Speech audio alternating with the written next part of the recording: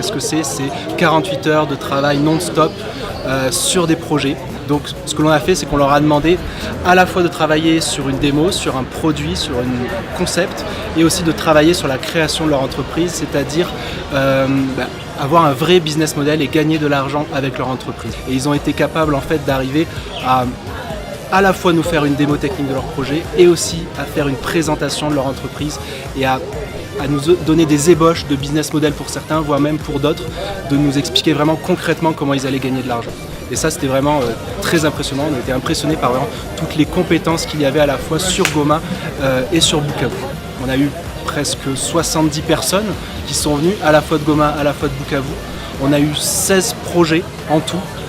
16 porteurs de projets qui ont réussi à recruter 6 participants quasiment par équipe. Donc ça déjà c'est exceptionnel qu'ils aient réussi à convaincre. Il n'y a aucun projet qui a été laissé pour compte et tous les participants ont accepté de jouer le jeu et de se joindre aux porteurs de projets pour les aider à arriver au bout du hackathon.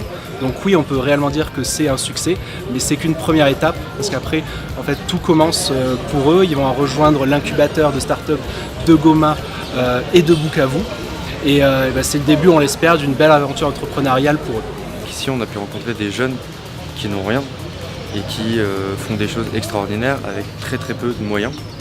Et ça nous a particulièrement touchés dans leur capacité déjà à se démener pendant 48 heures et puis dans la qualité en fait, du rendu de ce qu'ils se sont donné comme objectif et ce qu'ils ont réalisé en fait, en si peu de temps. Voilà, ça c'était absolument extraordinaire. Ça n'a pas été facile. J'ai donné le meilleur de moi-même, bien sûr avec une équipe assez solide, une équipe assez soudée.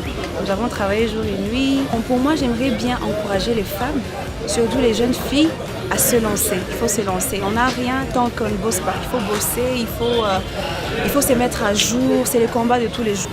On a travaillé ensemble, on a travaillé durement et ça a parvenu à donner un résultat meilleur quant à la gestion de l'école, l'automatisation de certaines tâches, ainsi que la communication, le maintien de la communication entre les parents et les élèves.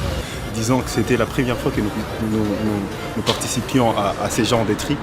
Nous avons rencontré des personnes qui nous ont donné leurs connaissances, qui nous ont poussé de l'avant. Le plus important c'était de donner des connaissances. On est sur un secteur assez innovant qui est l'intelligence artificielle, les chatbots. Et si j'ai pu, j'essaie de faire des formations, j'essaie d'être clair. Et si demain il y a des gens de l'incubateur qui créent des chatbots, qui utilisent l'intelligence artificielle, et je pense qu'il y en aura, c'est un sujet pour nous. Le but c'est vraiment de transmettre nos connaissances. Lors de ce hackathon, l'entreprise Sanotello, représentée par Léonard et Léopold, spécialisés dans l'impression 3D, a conçu et réalisé une prothèse de main pour un jeune gomatracien. C'était un projet magnifique. On a vu des jeunes qui avaient la rage de bien faire les choses. Et quand on a vu la qualité du travail qu'ils ont fait, c'était magnifique et c'est vraiment appréciable et c'est quelque chose à encourager. Parce que c'est la première fois que nous avons un hackathon organisé ici à Goma.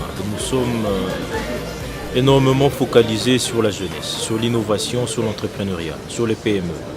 Avoir des jeunes qui sont venus pour innover, parce qu'ils croient, parce que nous croyons en eux, parce que l'Institut français croit en eux. Je pense qu'il n'y a rien de plus magnifique que ça. Et pour nous, c'est une belle opportunité d'accompagner ces jeunes et de leur donner l'occasion de créer des entreprises. Voilà le début de l'entrepreneuriat dans ce pays et je pense qu'avec ces jeunes qui ont la rage de réussir, nous allons faire des belles choses.